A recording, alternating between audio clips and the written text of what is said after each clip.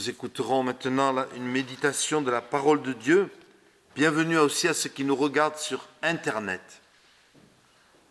Et nous avons des fidèles, téléspectateurs, abonnés, même si c'est gratuit, pour regarder nos cultes. Je vous invite à la prière. Seigneur, nous venons de chanter notre foi. Que la parole, et elle seule, augmente notre foi, c'est-à-dire notre confiance en toi, en la vie, malgré les difficultés de ce monde actuel. Au-delà de tout, nous avons foi, nous avons confiance en toi. Et garde-nous toujours dans cette confiance et dans cette paix intérieure. Amen. Alors je lirai l'évangile du jour, d'abord Luc 3, 1 à 6, en ce deuxième dimanche de l'Avent. La 15e année du règne de Tibère César, lorsque Ponce Pilate était gouverneur de la Judée, que Hérode tétrarque était gouverneur de la Galilée, son frère Philippe, tétrarque de l'Ithurée et du territoire de la Traconite. Lysanias était tétrarque de l'Abilène, et c'était du temps des souverains prêtres Anne et Caïphe. La parole de Dieu fut adressée à Jean, fils du prêtre Zacharie, dans le désert. Et il alla dans tout le pays des environs du Jourdain, prêchant le baptême de repentance pour le pardon des péchés, selon ce qui est écrit dans le livre des paroles d'Ésaïe, le prophète. C'est la voix de celui qui crie dans le désert. Préparez le chemin du Seigneur, aplanissez ses sentiers. Toute vallée sera comblée, toute montagne et toute colline seront abaissées. Ce qui est tortueux sera redressé, et les chemins raboteux seront aplanis. Toute chair verra le salut de Dieu. Et puis, dans le deuxième texte du jour, dans l'épître de saint Paul aux Philippiens, premier chapitre, versets 1 à 11. Paul et Timothée, serviteurs de Jésus-Christ, à tous les saints en Jésus-Christ, qui sont à Philippe, aux évêques et aux diacres, que la grâce et la paix vous soient données de la part de Dieu notre Père et du Seigneur Jésus-Christ. Je rends grâce à mon Dieu de tout le souvenir que je garde de vous, ne cessant dans toutes mes prières pour vous de manifester ma joie au sujet de la part que vous prenez à l'Évangile depuis le premier jour jusqu'à maintenant. Et je suis persuadé que celui qui a commencé en vous cette bonne œuvre la rendra parfaite pour le jour de Jésus-Christ. Il est juste que je pense ainsi de vous tous, parce que je vous porte dans mon cœur, soit dans mes liens, soit dans la défense et la confirmation de l'Évangile. Vous qui participez à la même grâce que moi, car Dieu m'est témoin que je vous chéris tous avec la tendresse de Jésus-Christ. Et ce que je demande dans mes prières, c'est que votre amour augmente de plus en plus en connaissance et en pleine intelligence pour le discernement des choses les meilleures, afin que vous soyez purs et irréprochables pour le jour du Christ, que vous soyez remplis du fruit de la justice qui est par Jésus-Christ à la gloire et à la louange de Dieu. Jusqu'ici, la parole de Dieu. Paul écrit aux chrétiens de Philippe. Philippe, c'est une ville macédonienne en Grèce qui fut autrefois brillante et prospère. Il en subsiste pas mal de vestiges archéologiques. Elle est située non loin de la ville portuaire de Kavala. Vous qui voyagez, peut-être vous savez où c'est, sur la mer Égée. Et cette ville, à l'époque de Paul, abrite une communauté chrétienne fervente et surtout qui lui est particulièrement attachée à lui, l'apôtre.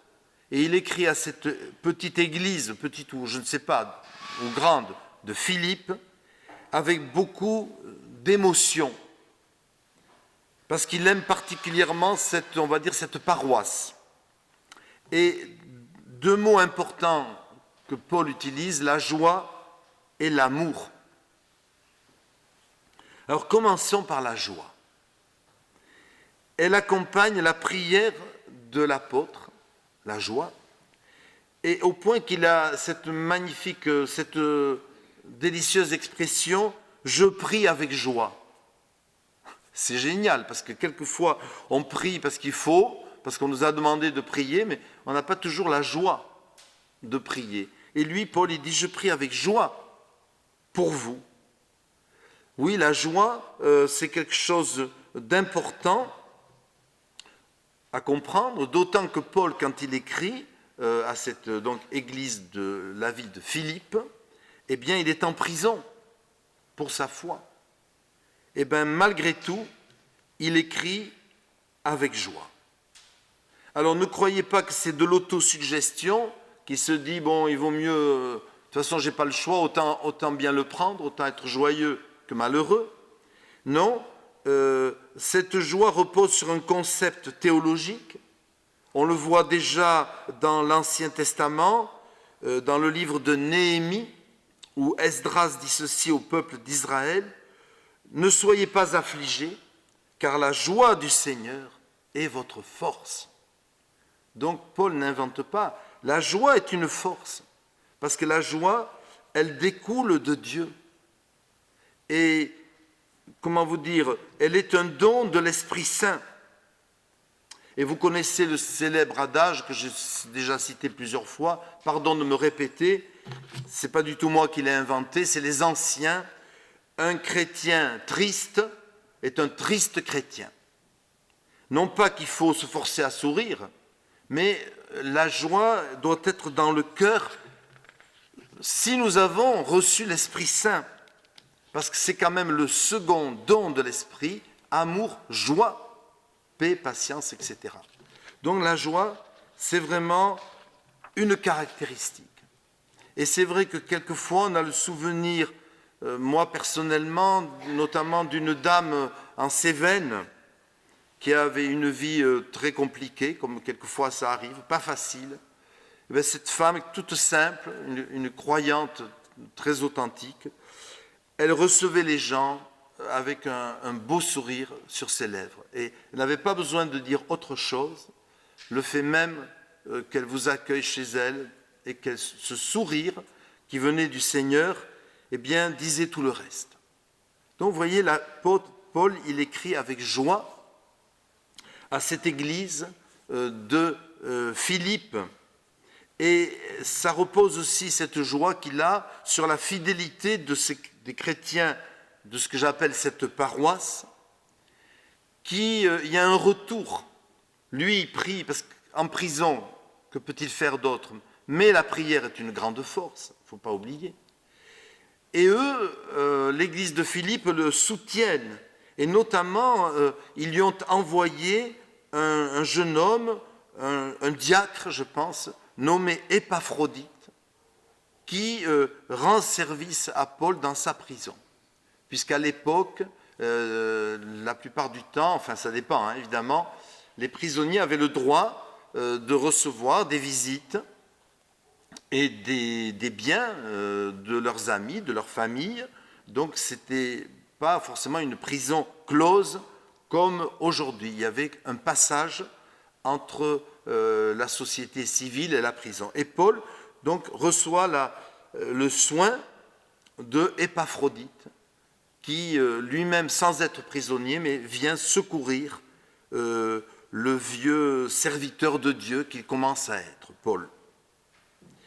Et puis la prière de Paul repose sur d'autres bases encore, la joie plutôt, pardon, sur l'espérance. Je suis persuadé, dit-il, que celui qui a commencé en vous cette œuvre bonne, donc de la foi, en poursuivra l'achèvement jusqu'au jour du Christ Jésus. Donc le jour, c'est là qu'on est dans le thème de l'Avent, avec un J majuscule, c'est le retour de Jésus que Paul, dont on a parlé dimanche dernier, et que Paul attendait avec ferveur. Et il dit, je suis sûr que Dieu, qui vous a donné la foi, eh bien, ne vous inquiétez pas, il poursuivra cette œuvre jusqu'à la fin. Donc ne soyez pas trop en souci. Parce que Jésus n'a-t-il pas dit les portes de l'enfer ne prévaudront point contre l'Église. L'Église qui est fondée sur le Christ, eh bien, même si elle vacille, elle ne s'effondrera pas, parce que c'est Dieu qui la donne. Et donc, c'est une raison d'être joyeux, cette espérance que nous avons. Et vous savez, dans certaines liturgies d'ordination, on entend cette phrase très solennelle où l'ordinant dit à l'ordiné, celui qui reçoit l'ordination, ou la consécration pastorale, on pourra dire, que le Seigneur achève en vous ce qu'il a commencé. Et cette phrase, je la trouve très forte.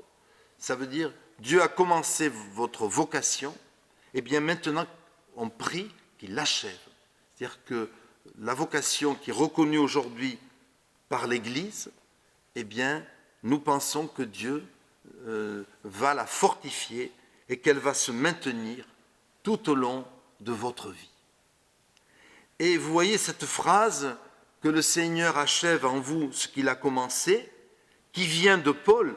Je suis persuadé que celui qui a commencé en vous cette œuvre l'achèvera. Eh bien, cette phrase, elle n'est pas réservée aux ministres du culte, je pense, elle peut s'appliquer à tout chrétien. On peut dire à tout chrétien que le Seigneur, priez, que le Seigneur vous conserve la foi au-delà des difficultés de la vie et qu'il achève en vous cette belle œuvre qu'il a commencée. Vous savez, un peu comme un artisan sérieux achève correctement le travail qu'il a commencé. Bon, je pense que c'est général, peut-être pas toujours, mais enfin normalement, un bon artisan, il achève correctement ce qu'il a commencé. Il ne vous laisse pas un chantier inachevé dans votre maison. Eh bien, encore plus Dieu qu'il achève le travail qu'il a commencé. Voilà donc ce qui sous-tend la joie de l'apôtre Paul.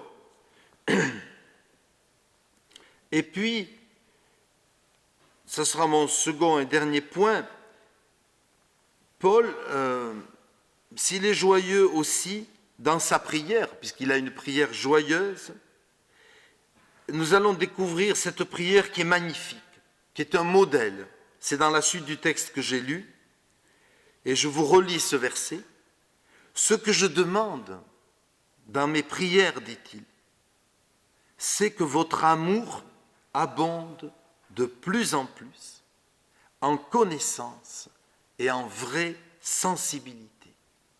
Qu'ainsi vous sachiez apprécier ce qui est important, afin d'être sincère et irréprochable pour le jour de Christ et que vous soyez remplis du fruit de justice par Jésus-Christ à la gloire et à la louange de Dieu. » Voilà cette prière de Paul. Pourquoi prie-t-il? Pour les chrétiens de Philippe qu'il aime particulièrement, non pas pour qu'ils gagnent au loto, non pas pour qu'ils aient une santé parfaite, que tout aille très bien pour eux, non, il prie que leur amour grandisse, parce qu'il sait que c'est ça qui est important pour des chrétiens, que cet amour progresse, parce que c'est quand même la base de l'éthique chrétienne, la base de notre vie, qu'il abonde de plus en plus, dit-il. C'est ça la prière de Paul. Il veut que les chrétiens grandissent dans leur cité de Philippe, qu'ils donnent l'exemple, et que leur foi grandisse. Et vous remarquerez que cet amour dont il parle, Bien, ce n'est pas n'importe quel amour, c'est un amour qui abonde en connaissance et en vraie sensibilité, ou clairvoyance. Donc ce n'est pas l'amour comme ça en général, fourre-tout, ou l'amour sentimental un peu facile. Oui, bon, il faut s'aimer les uns les autres, et voilà. Non, c'est un amour qui repose quand même sur un fondement théologique, qu'il abonde en connaissance. C'est l'amour agapé, grec. Donc, en connaissance, non pas forcément intellectuelle, encore que il n'y a aucune raison de mépriser la recherche intellectuelle, bien sûr, mais qu'il abonde en connaissance de Jésus-Christ. Parce qu'il y a une connaissance, frères et sœurs, théologique, pour employer un grand mot, une connaissance biblique qui est importante. Si on ne veut pas dériver n'importe où, au nom de l'amour, vous savez, on peut dire faire beaucoup de choses, mais ce n'est pas ça que veut dire Paul. Il s'agit d'un amour fondé sur la connaissance de la personne de Jésus-Christ, et donc aussi, on va dire, sur l'exemple du Christ. Et donc, vous voyez que ça oriente les choses, et il est également question de discernement, et où on traduit aussi par clairvoyance. Donc, ce que Paul veut, c'est que les chrétiens de Philippe aient un vrai amour, bien sûr, mais aussi un amour éclairé, un amour qui n'accepte pas forcément n'importe quoi, un amour qui n'est pas forcément synonyme, qui n'est pas du tout synonyme de laxisme, qui est un amour éclairé.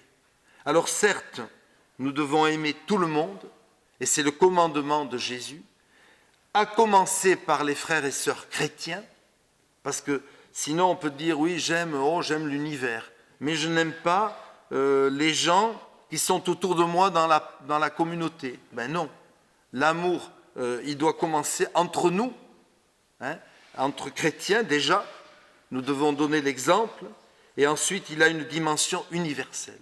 Mais cet amour du Christ pour lequel Paul prie, eh bien je le redis, il est basé sur la personne et l'enseignement du Christ, ce qui n'enlève rien, bien sûr, à sa qualité et à sa dimension extraordinaire. Alors, frères et sœurs, voilà ces deux mots que je vous invite à serrer sur votre cœur en ce deuxième dimanche de l'Avent, la joie. Avons-nous cette joie dans le cœur? Non pas la joie artificielle des sectes, mais la vraie joie pure, simple, naturelle. Malgré les problèmes, avons-nous cette joie secrète, cette joie imprenable, comme dit une théologienne? Avons-nous cette joie imprenable dans le cœur? Et si nous ne l'avons pas, puisque c'est un don de l'Esprit, eh bien, demandons-la au Seigneur, et il nous donnera cette vraie joie. Et c'est cette joie qui donnera envie aux autres de devenir chrétiens. Et ensuite, avons-nous cet amour éclairé, cet amour capable de discerner les choses, pas facile de discerner, eh bien, cet amour authentique, que le Seigneur nous accorde donc la joie et l'amour. Amen. Que sa bénédiction descende sur nous, au nom du Père et du Fils et du Saint-Esprit. Amen.